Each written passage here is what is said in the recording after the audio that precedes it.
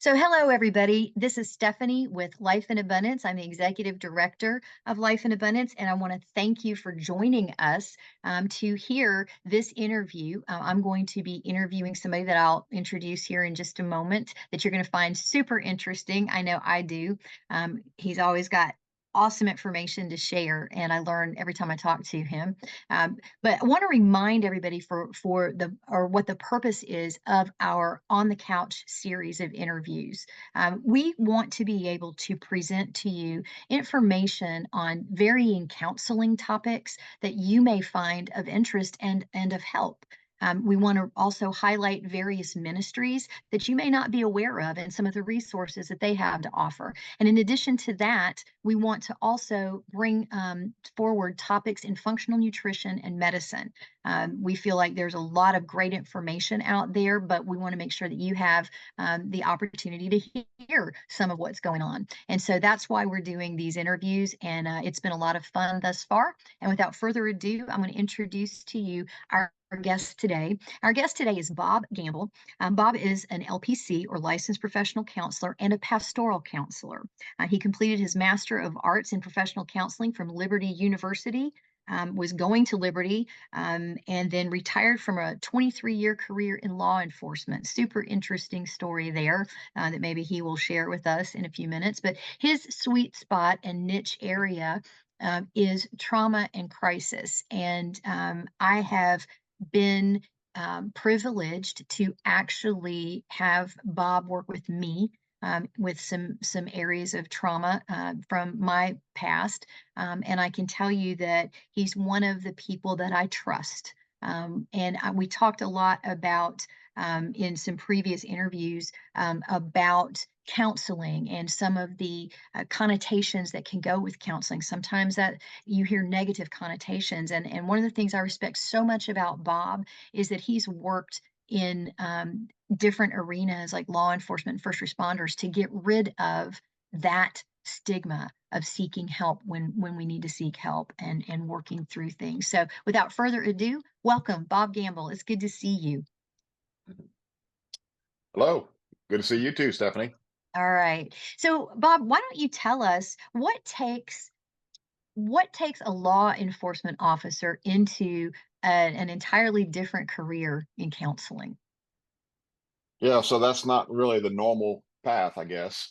I got involved in peer counseling for police officers 25 years ago in 2000. And I started to get very interested in it, saw how effective that was and how much we needed to talk about the things that we go through. And then at my church, I started the training to become a lay counselor at church, and was just completely, dedicated to it. I mean, it was awesome. And that was 8 months of training. And during that period, I found out about Liberty University. And so I enrolled in Liberty University to get yet another master's degree. But God opened all those doors up. Um, and what I learned was that, trauma is trauma. Mhm. That this world is a fallen and broken world, and we all experience some sort of trauma and suffering and adverse experience. And it just really, more and more, I, I became committed to it. And when I retired a couple years early, you mentioned 23 years of service. That's a little bit early to retire, but I'd finished all my schooling to get a license, so I pursued that. That's awesome. Well, I, for one, am sure glad that you did. You are just an amazing wealth of knowledge, and I love your heart.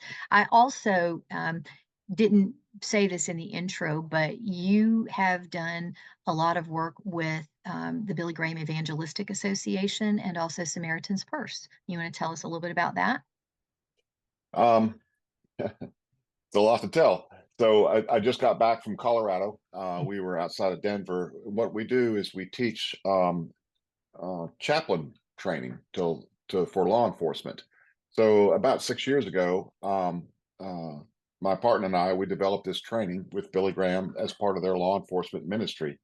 and we Mhm. travel all over the country training chaplains. And when we train chaplains, some of them are pastors, some of them are chaplains, and a lot of them are either active or retired law enforcement.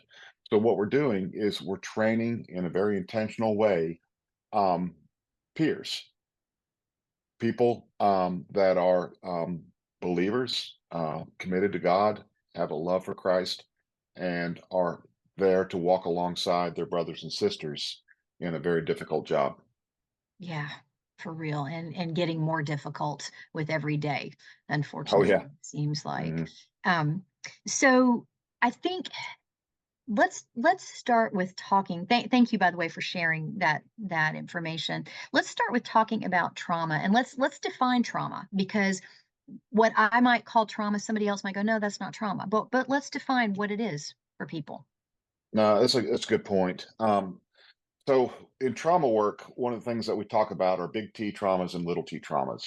The big T traumas are all the things that we would all consider traumatic, where lives are on the line and things, where people could die and stuff like that. But little T traumas are things that are more like adverse experience that most people wouldn't necessarily consider traumatic. It could be being bullied. It could be parents fighting or getting divorced. One I use a lot is being moved as a kid repeatedly, especially. Yes. Um, being beaten or excessively disciplined physically by a parent, Mhm. emotionally distant parents. All these things are very traumatic. And I find that I do a lot of my trauma work, not so much in adult trauma, but I do quite a bit of it in childhood and adolescent trauma. Okay. And what would you say the average age of your clients would be? I know you said some adolescents, but what's the average age of the client that you work with?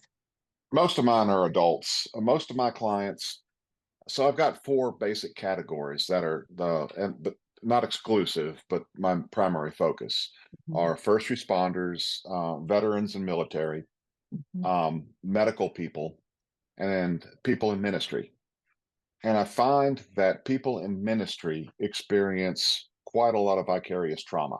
Yes. They absorbed a lot of pain and a lot of just emotional baggage from other people that they serve.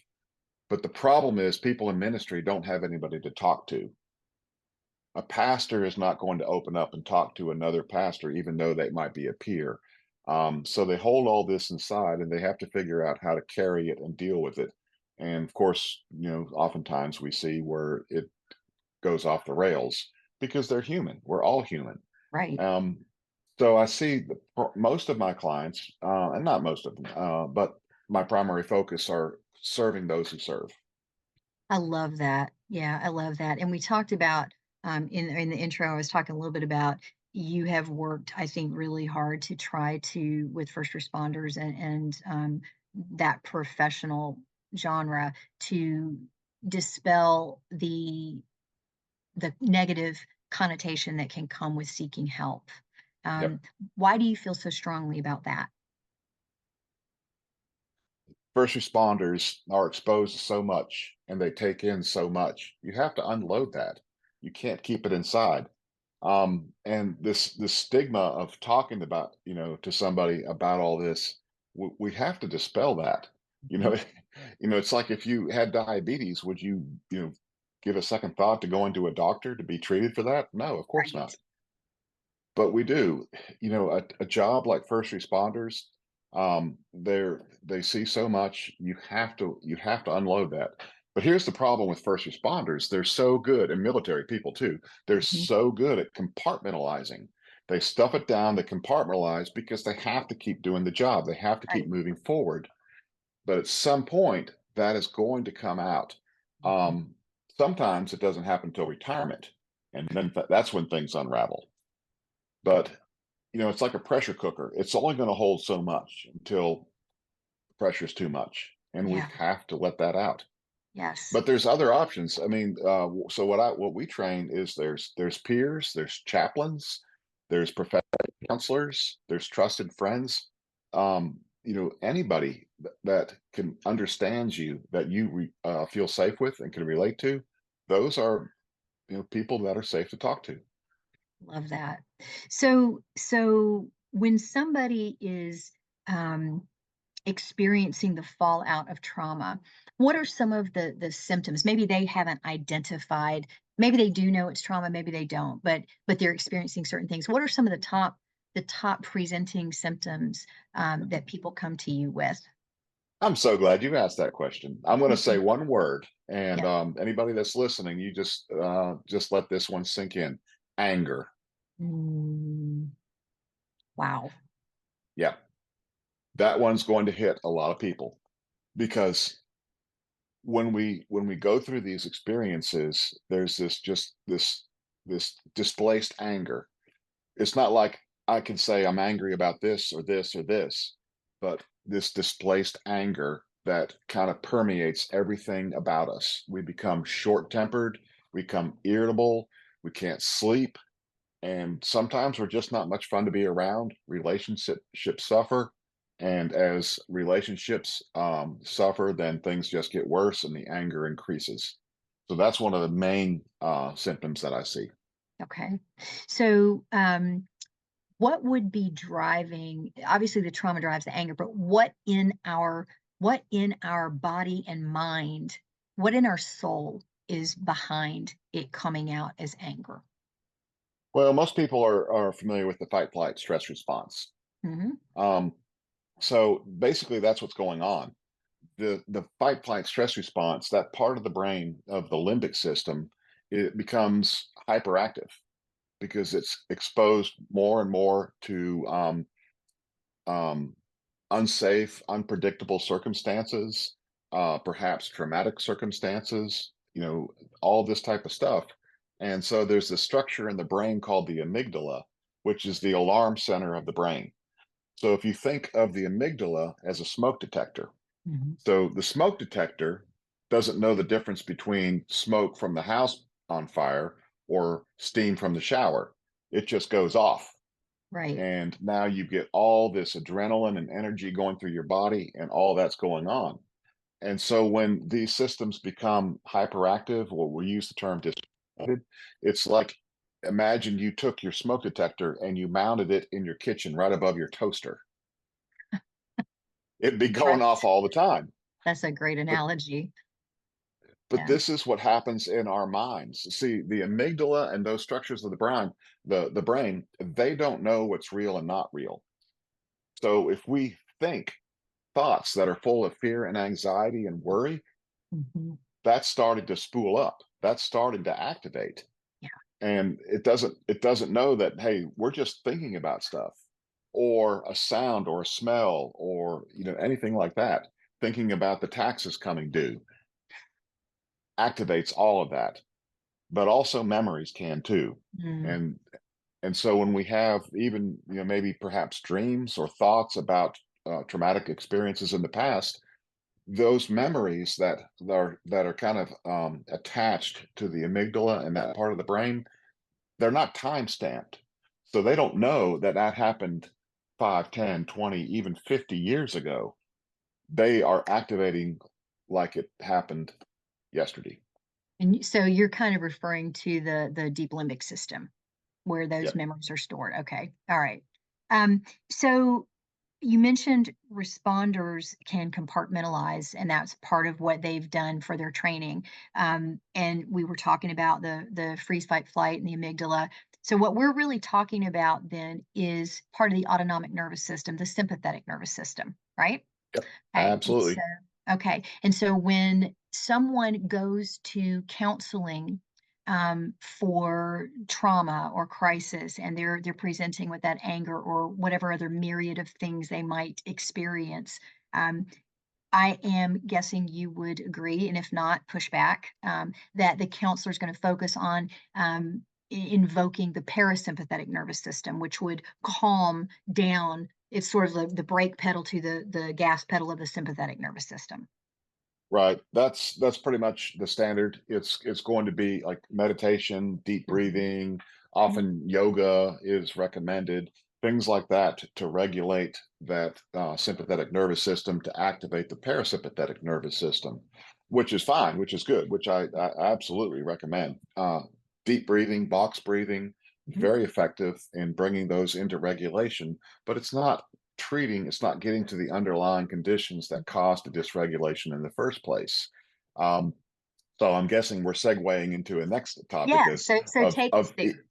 of Take us EMDR, right? there. Yeah. Um, and so I think it's good. In fact, EMDR training teaches that first you teach these regulation skills. You teach these things like deep breathing, box breathing, mindfulness, those types of things to help bring those things into regulation in the short term, in the moment. But ultimately, EMDR I find is very effective in treating the underlying causes of the trauma. So EMDR stands for eye movement desensitization and reprocessing. And it's very effective at trauma, big T trauma and little t trauma.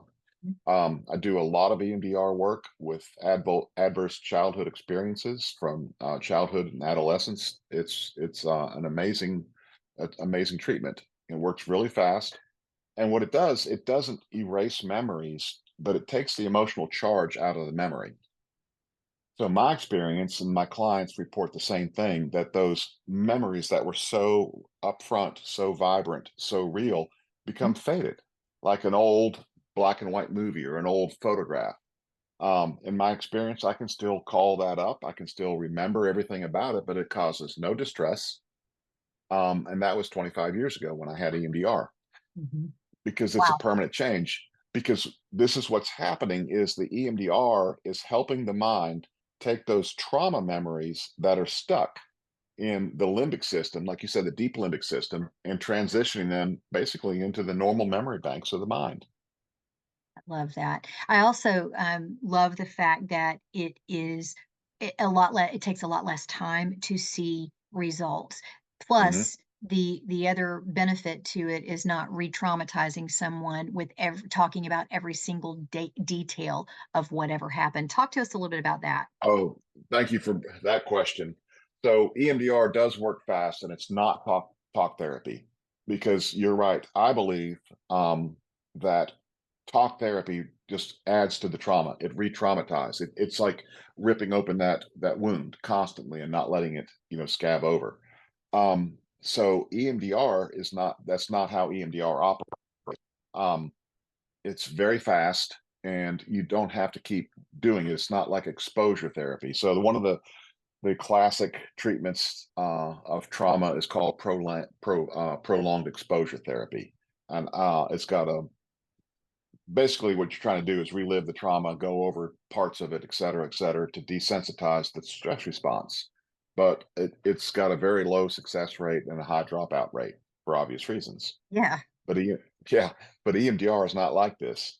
And one of the cool things about EMDR, it's called blind to practitioner protocol. And I've done this several times now, that I don't have to know what your trauma is. So the guys that trained me in EMDR are psychologists, retired military psychologists, Wow. and they talk about this. So they would have these special forces and operators and stuff come in and say, "Look, I can't talk about this because it's classified." And they would say, "Look, I don't have to know anything about it. All I have to know is that something is happening with you." So when we start doing EMDR, which is eye movement like this, Hmm. I would say after we do eye movement for 30 seconds, and I use a light bar too. When the light bar stops, I'll say, "What do you get?" Normally, you would say whatever's coming up, thoughts, memories, feelings. But in blind to therapist protocol, they would just have to say, "I've got something," and I don't have to know what that is. It's That's still as amazing. effective. Yeah, Yeah. that is amazing. So I've used it a few times.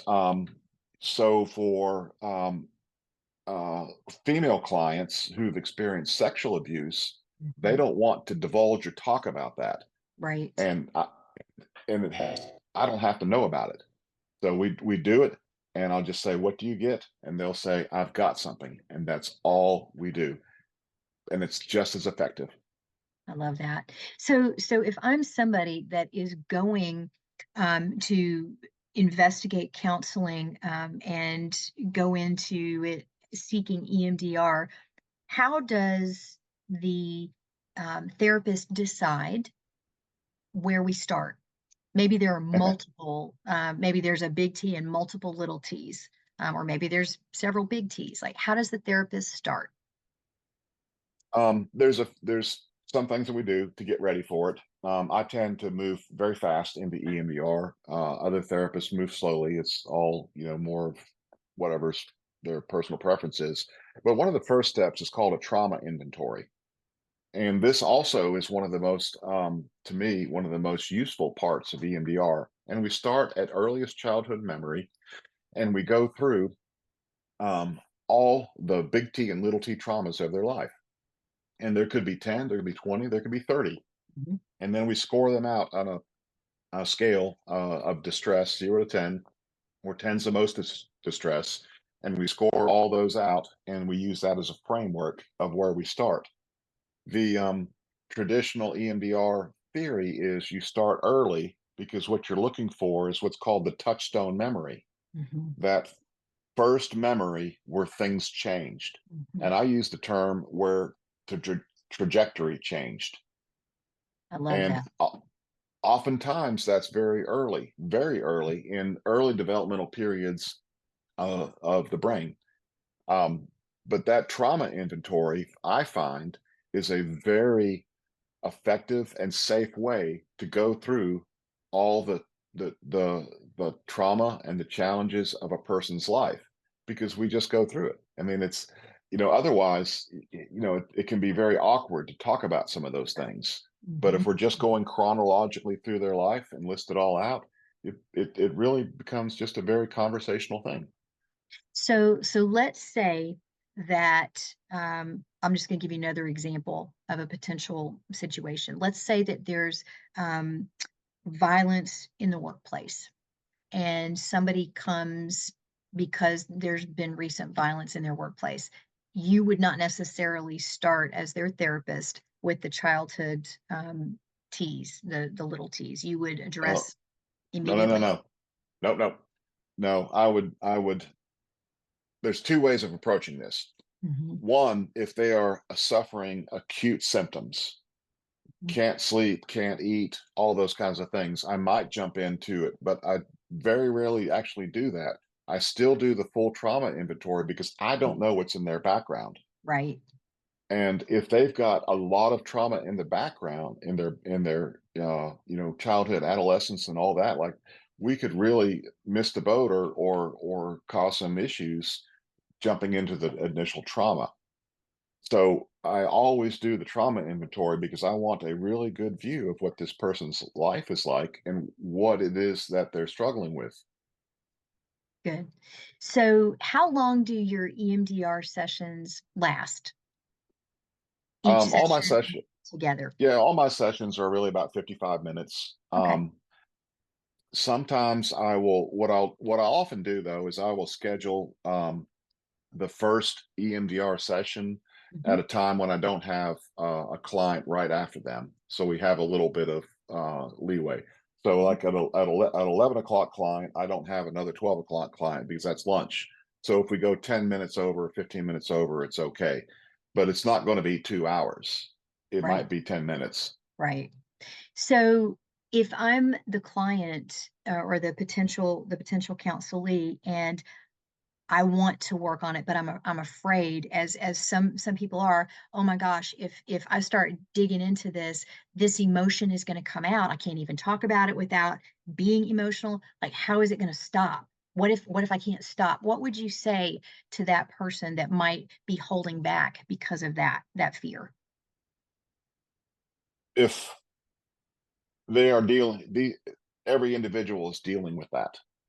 If they're afraid of opening up that box or whatever that is, they're dealing with that every day of their lives, every day of their lives. And to fear it and not want to go into it and just jump into there is Mhm. saying that, you know what, I'm just going to keep dealing with this the rest of my life.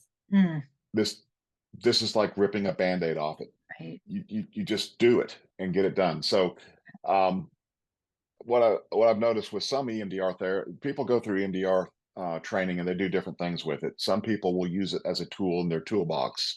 I don't. I mean, this is the main focus of my trauma therapy, and my my slogan is "Grip it and rip it." I like that. It's an accurate description. So Because if you're suffering and struggling, would you right. not want just somebody to pull this out of you?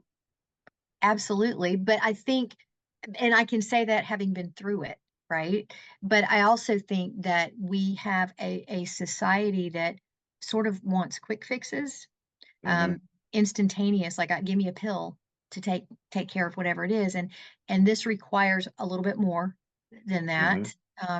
I know that, there are I can't remember what you said earlier, you were talking about what it's not. Oh, exposure therapy, you were saying it's not exposure therapy. Right.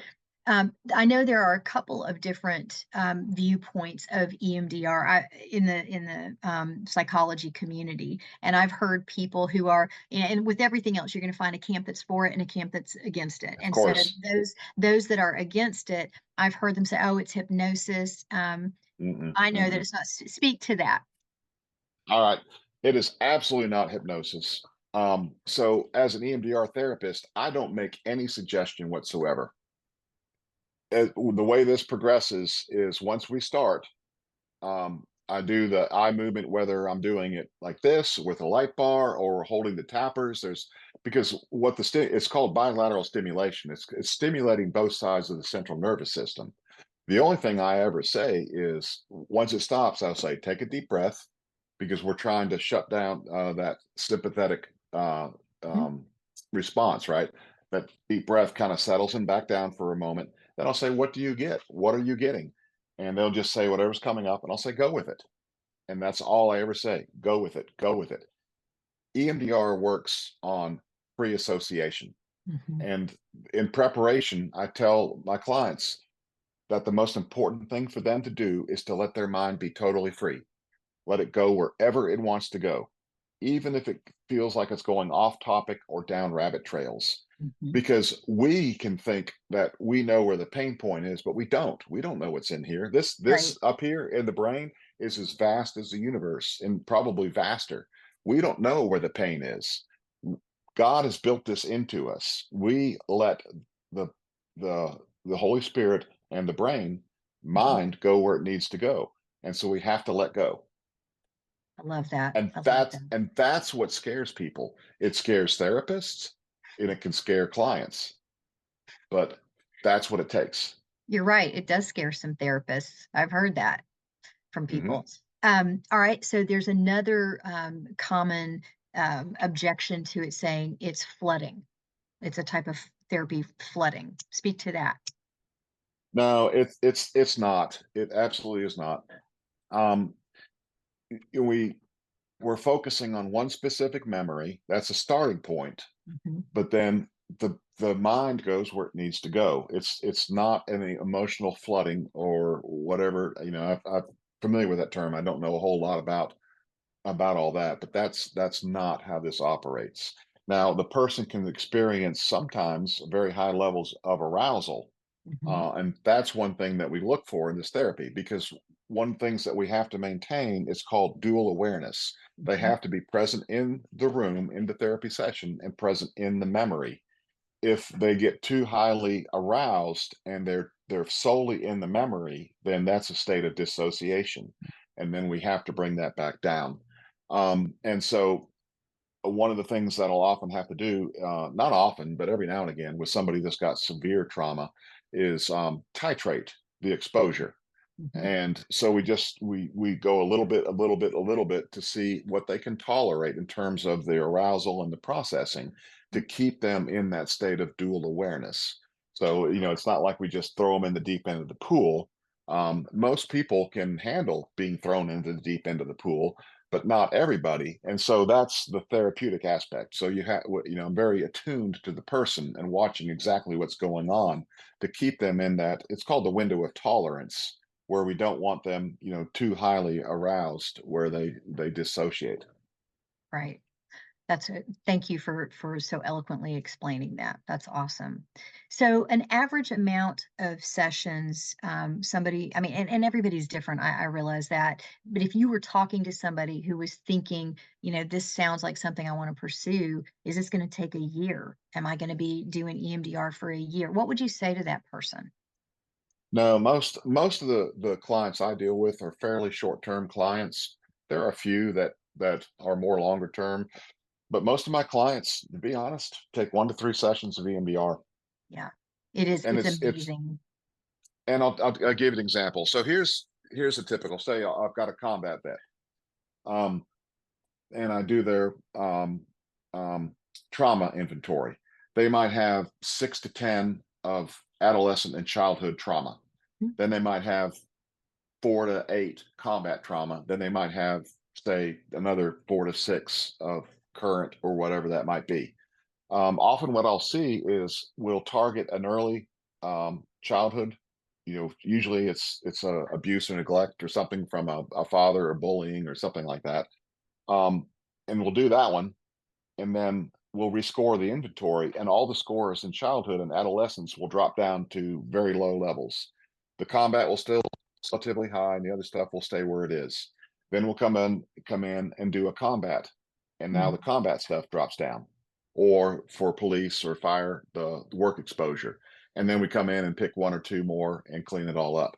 But what happens is all the scores start dropping down because what I see is the mind gets stuck, and this is what we use in trauma therapy: stuck points. You mhm. can't get past this point. It's like the mind is locked up, like a computer that needs to be rebooted.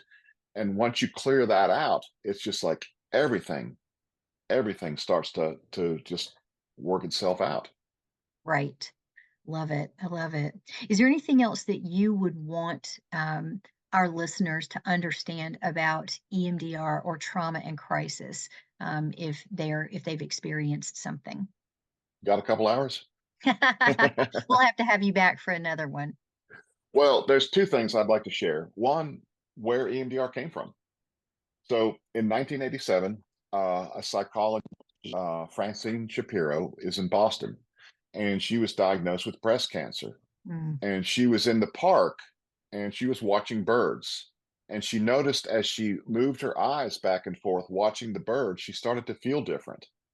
And so she started to develop this initially as EMD, eye movement desensitization, because what she realized that this eye movement was desensitizing the stress response and everything that was associated with these traumatic experiences and memories.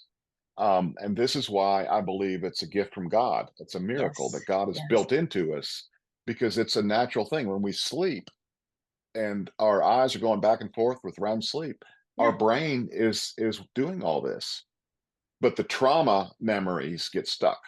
Right. So she started developing this as a therapy. And then she started to notice that not only did it desensitize those traumatic experiences, but all the negative beliefs that came along with it started to naturally transition to the more positive beliefs.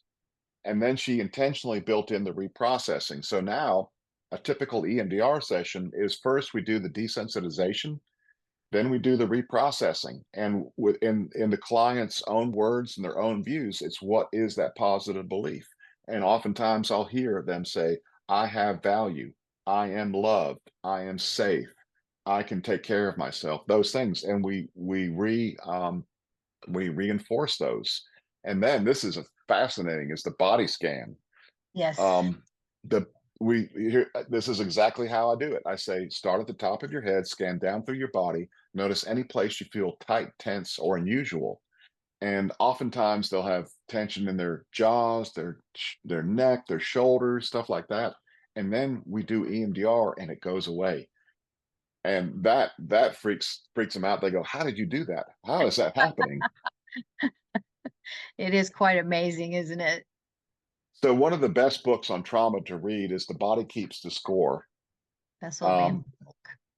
Exactly. And, he talks about this because everything, all this that we keep, this trauma in our minds is coded into our body in the neural pathways. And that's what EMDR is also able to get. It's able to clear all that out. Um, And I truly believe that this is a gift from God, that He has given it to us, to take care of ourselves. And years from now, decades from now, He's going to change the world, and it won't be just people like us doing it. Right, It'll be in schools and hospitals and fire departments and police stations, and it won't be just people in clinical offices. right. Um, and the other thing I would like to share my personal experience with EMDR, if that's Sure. okay. Sure, please do.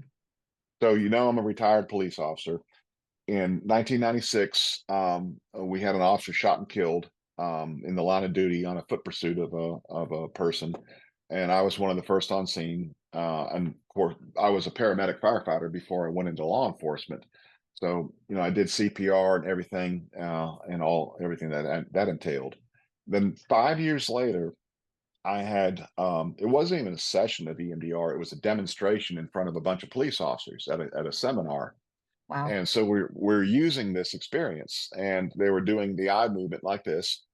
And as they did the eye movement, I was experiencing more and more emotional arousal until something just snapped, and I just broke down and cried, and everything let go. And the tension I'd carried in my neck and my shoulders for years released. And for Wow. months, I felt Wow. relaxed and calm and light. And that memory that was so vivid, like a surrealistic memory, is Mhm, just faded away mhm. like an old black and white movie. Yeah. 25 years later, it causes me no distress to think about. I can still recall it, but it's Mhm. not distressful. And here's what I experienced. It wasn't that I saw Russ brutally murdered or I saw myself being killed. I couldn't bear the thought of my sons growing up without me. And when that surfaced into my conscious mind and my mind processed it, did whatever it had to do with that, it all let go and it was done. Wow. Wow. That is a testimony, and I tell you what, the fact that you have been through it yourself makes you even stronger as a therapist who's offering that. You believe in it, you've seen it, you've experienced it, thank you for sharing that with us. I appreciate that transparency, and I know that other people listening do as well. Is there anything else that you would say to somebody who's considering, maybe for the first time, even seeking counseling to talk about it? Maybe they've never said anything to anyone. They've carried something for years. Anything that you'd want them to know? I do. Um, so one of the things I do is we talked about I teach chaplain training with Billy Graham Evangelistic Association, Mm. and during that training, I have them do real counseling, and I have them use their own personal life experience, not a role play, and we see time and time again real healing happen in those situations. Mhm. We see people talk about stuff that they've never talked about or they thought they've healed from. But the reason it's so real is because one, we invite the Holy Spirit in, but Yes. it is real human connection. Mhm. And so, one of the things we emphasize when we teach chaplains and peers is to give people the sacred space Mm. to talk about what they've been through. Because I believe in EMDR, absolutely. But the first step is that you've got to let this stuff out. We can't Yeah. keep this stuff in. We have Right. to let it out into the light. We have to invite the Holy Spirit into it. If we're keeping in ourselves and we're harboring it, we are suffering. And that is Yes. a cancer that will just grow and consume us. God knows it. We have to let it out. We Yes. cannot keep it in. Yeah. It's so interesting that's your point. I had an interview with a client who went through an aggressive form of she had an aggressive form of breast cancer and went through that treatment. And one of the things that she was saying was, it was hard for me sometimes to be allowed to have a bad day. Yep. I wanted to make sure that I was trying to take care of everybody else and make sure their feelings were okay, but then they didn't know what to do if I had a bad day. And so I just that's very poignant. We have to have that self-care place that we can go and release. And I've heard you refer to a ministry of presence. And Hmm. so that trusted person can be that ministry of presence. I've said for years that a lot of times clients come to my office because it's one of the only places they feel heard. Hmm. And it means a lot, for I, that. I was talking to somebody a while back, and she said that a friend of hers invited her for a hike, and they hiked for 4 hours. And the whole time he didn't say a whole lot. He just gave her the opportunity to talk. And she said that was one of the best things. I love that. I love that. Yeah. So I want to Sometimes share this with you. yeah, So every morning when we teach the law enforcement chaplain training, we have a devotion, not a devotion, more of a testimony. So this one guy was great. He was one of these dynamic speaker guys, and he said the Holy Spirit is like the power company. The power company will send the power to you, but you got to turn the lights on. I love it. You can't call the power company and say, "Hey, I'm in the dark. Send somebody over here to turn my lights on." And I said, "That's really cool." And then I Yeah, was thinking, you know what? The sewer company works the same way. You can't call the sewer company up and say, "Hey, my toilet's overflowing. Send somebody out here to flush it." that's right. We have to flush our own toilets. We have Yeah, to let ourselves go. that's right. We can't hang on to this stuff because so many times what we see is people that are holding on to whatever that is, and that stands between them and God. That's right. That's And right. we have to let it go. There's nothing that stands between us and God. The only unpardonable sin is what? Blaspheming or rejecting the Holy Spirit. Right. There is nothing that stands between us and God. That's right. The only thing that can stand between us and God is ourselves. Yes, because he's not going anywhere. That's right. Yeah, I love that. Thank you so much for taking time out of your busy schedule to share with us and to talk in depth as you have about trauma and crisis and specifically EMDR. I'm very grateful for your time. Thank you so much. And would you come back again at some point and talk Oh, to of us? course. Would love that. We love that. Just to because I know that this is something I've done in other interviews. I know right now your schedule is packed, and at this very second, you're not accepting new clients because of how busy your schedule is. But just if somebody wants to know more about you, they can go to bobgamblecounseling.com, right? Absolutely. Okay. Um, but I also, after 30 years of being a first responder, I've gone into this for a reason.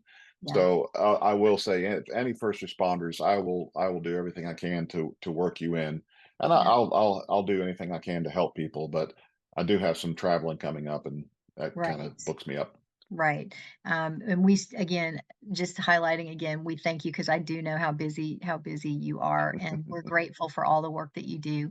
And the other thing I didn't share is that you used to be part of our team here at LIA, and we miss Oh you, but yeah, we watch and we're so proud of everything that you're doing out there for the kingdom. So thank you, Bob. thank you, Stephanie. I appreciate it. Bye.